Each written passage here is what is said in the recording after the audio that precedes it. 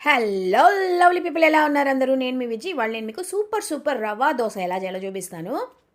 ముందుగా ఒక బౌల్ తీసుకోండి. దీంట్లో 1 కప్పు బియ్యం పిండి తీసుకోండి, 1/4 కప్పు బొంబాయి రవ్వ, అరకప్పు మైదా. ఇది కొలత.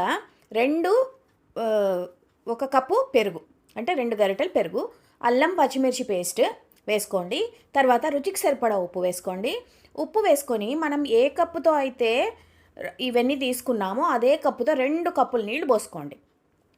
పోసుకున్న తర్వాత ఫస్ట్ ఇలా బాగా మిక్స్ చేయండి, ఉండలు లేకుండా మిక్స్ చేసుకోండి. తర్వాత మరో అరో కప్పు, అంటే 2.5 కప్పు నీళ్లు కరెక్ట్గా సరిపోతాయి. దీంట్లో రుచికి సరిపడా ఉప్పు, జీలకర్ర కూడా వేసుకోండి. వేసుకుని బాగా కలిపేసుకున్న తర్వాత సన్నగా తరిగిన కొత్తిమీర కూడా వేసుకోండి. వేసుకొని కలిపేసుకోండి.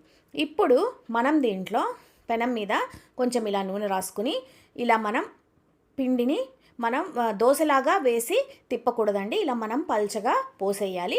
పోసేసిన తర్వాత ఎర్రగా కాలిన తర్వాత తీసి ఎంజాయ్ చేయడమే. తప్పకుండా ట్రై